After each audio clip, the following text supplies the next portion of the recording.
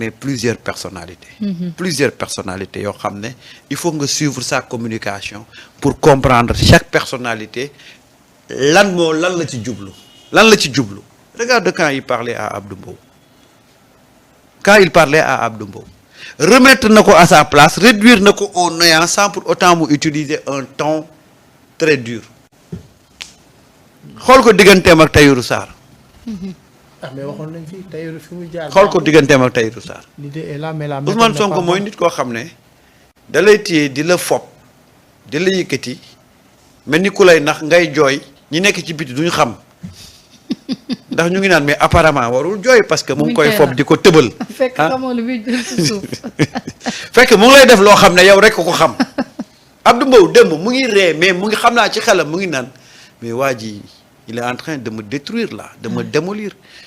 nee na ko Abdou Mbow yow li la sonal mooy da ngay wax ci loo xam ne xamoo ci dara loolu imaginez nga wax ko un député un honorable député moom kenn mënu la récupérer kenn mënu la récupérer kenn mënu laa sauver mais loolu mais lan moo gën a insultant loolu yow koo xam ne nekkoon na fi président groupe parlementaire yow nga ñëw toog non dama lay wax rek mais attends xam nga tey nga toog ci biiri nit un premier ministre assemblée mu taxaw ne la yow kenn mënu laa sauver ndax yow li ngay wax xamoo ci dara mais loolu saaga ndey moo ko gën ça veut dire que li gars yi doon lam-laamee ci suuf naan Abdou il est limité Ousmane Sonko moom la ñëw taxaw wax ko te waxu ko ne te limité mais il est limité déjà mais tout le monde sait qu'il est limité façon sol bi mu sol mais tout le monde sait qu'il est limité dégluwuma c'est-à-dire que les gens ne comprennent pas et ne déchiffrent pas waaw li mu sol démb marron beige bi il signale ses couleurs dans l'hémicycle alors qu'il doit être un député du peuple. Autre chose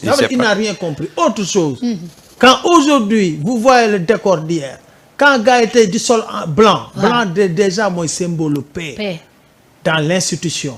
président Ousmane Sonko la sol weex. waaw président assemblée la sol weex tàll lu ci bëri boo xoolee ci séance même les députés dañuy sol yu weex pourquoi c'est un signal fort que pour dire que dans l'hémicycle la paix doit régner pour ñu mën a liggéeyal correctement pour les Sénégalais. mais gis nga benn personnage damay continuer ci punchline yi mu doon def démb rek xoolal bi muy tontu Anta Babacar Ngom tontu na ko ci place bi mu ko waxee woon ca hémicycle ba mais tontu na ko ci discours bu yàgg bu Anta Ngom defoon te ñu bëri bàyyiwuñ ci xel mais qui est Ousmane Sonko tantôt on me dit Ousmane mooy Diomaye mooy Sonko gis nga tontu na ko Ousmane Sonko du xool c'est quelqu'un qui néglige rien gis nga li xel yaa ngi naan bàyyi leen jigéen ñi ngeen di jël di leen politiquer yow su fekkoon loolu la kon jigéen ñi votel nañ la ba nga nekk président jigéen ñi ñoo ëpp ci réew c'est-à-dire que gis nga li maire yi di wax du won baat du won baat c'est-à-dire que lui boo ko waxee ren mun na bàyyi ba déwén bu la tontoo rek après jeex na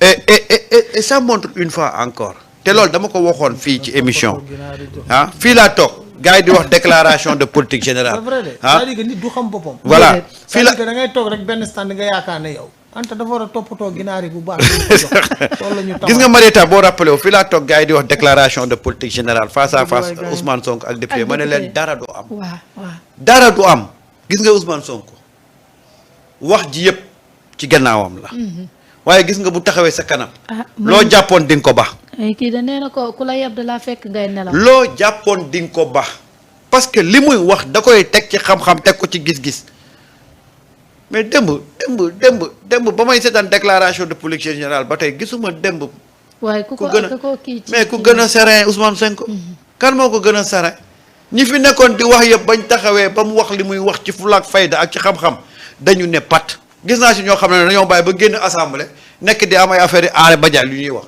ana ki fi waxoon ne déclaration de politique générale bi meeting lay doon ndax gis nga fa meeting démb dégg nga fa ay tëgg ak ay sabar c'est-à-dire que gis nga mooy li ma lay wax rek dafa am ñoo xam ne ñoom ils sont des éternels nihilistes ñoom dañuy xëy ne la ngay def xawma lan la ak la ngay waaj a def ak la nga bëgg a def waaye la may jàpp mooy du baax bu sa xol di baax nag sa gémmiñ di nàcc doo wax jàmm il y a des gens qui sont comme ça il faut ñu teg tamit parfois suñu ay différents de côté buñ ko tegu Sénégal yi teg leen lay fa voilà dem Ousmane Sonko mu ngi wax que ni fi mu ne nii mënoo leen lëndëmal xelu askan wi ndax askan wi instant bi ñëpp dañu yeewu mais je pense que ak stade bi Sénégal toll Ousmane Sonko démb yàqu-yàqu yi nga xam ne fësal na ko wax ko li mu fi fekk ci wàllu scandale tey il est temps que muy opposition muy citoyen bi muy ñun média bi muy keneen ak keneen ñu boolewu doon benn mën a liggéey Sénégal parce que y a trop de choses à faire dans ce pays là. Loolu c'est un idéal. c'est l'idéal. C'est l'idéal. mais loolu moo war a am journaliste yi boobu à la fin de la DPG la leen wax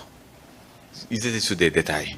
ay détails ay affaires yu sew yi nga xam ne ça importe qui. loolu du am intéressé wu kenn. ils vont pas le faire. mais loolu ne fait pas parce que le problème de la presse on l'a pas encore réglé. on va régler ça. il faut non man kay ministre de la communication moom laay suivre. waaw gis nga le ministre de la communication le président de la République ak Ousmane Sonko.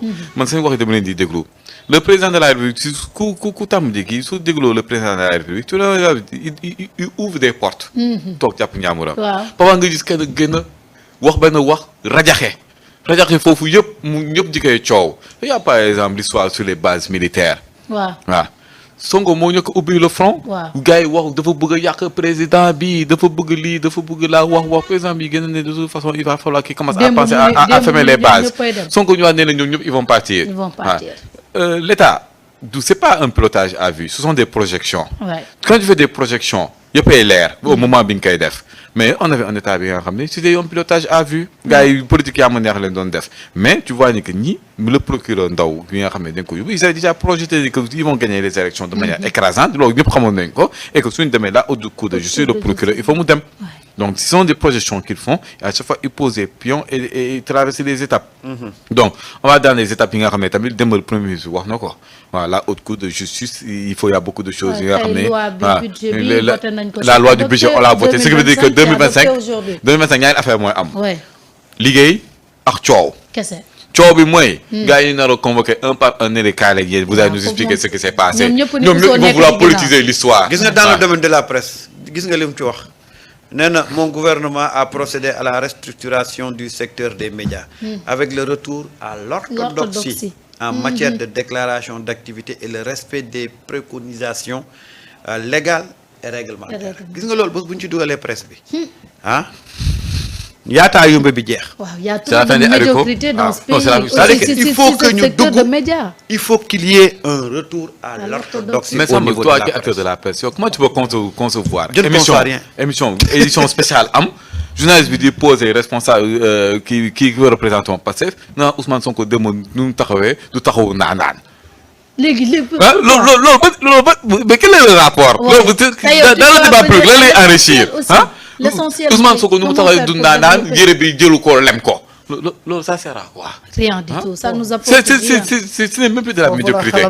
foofu la xelam toll. waaw loolu la ngeen di jàpp da ngeen di jàpp rek nit ku nekk ak sa niveau. ñenn ñi xam nga ñoo leen di tooñ ñi leen di indi ci plateau yi yooyu ñoo leen di tooñ de. te nag di nga kooku bëri na ay morom de. bëri na ay morom de. la presse nag ci loolu depuis premier épisode kii nu émission ba léegi ñoo ngi ciy wax presse bi yéen acteurs de la presse yi.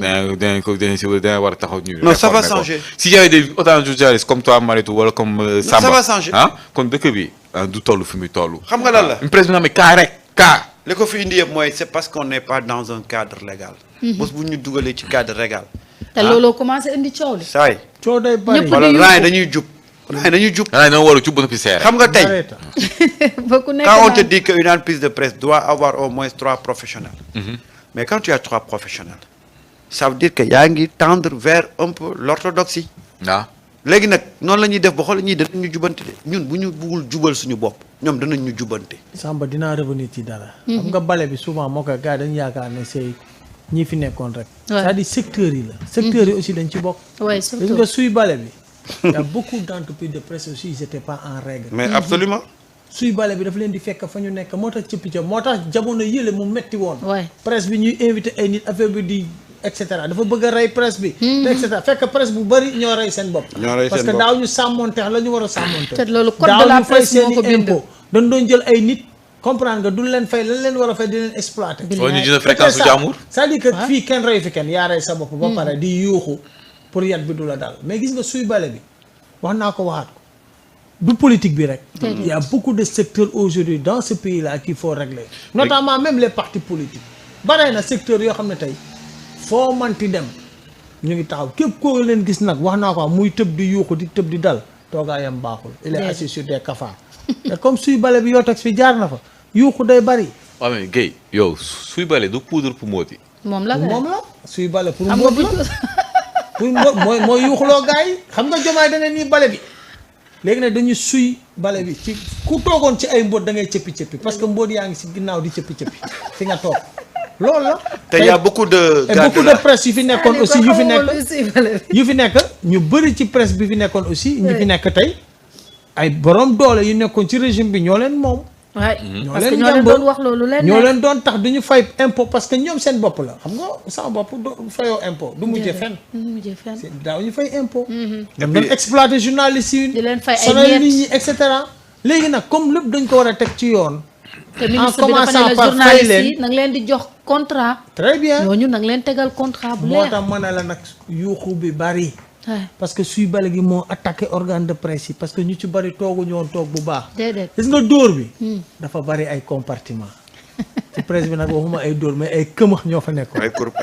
ay këmax xam nga këmax. ay caterpillar. ay caterpillar presse moom lu nekkoon neexoon na trop. waaw mais gis nga yii yëpp. quand tu prends la presse tu penses que c'est la da nga yaakaar ne fii la raay bi téenee. boo jëlee yeneen secteurs yi c'est toujours comme ça. mais c'est un mal profond mais.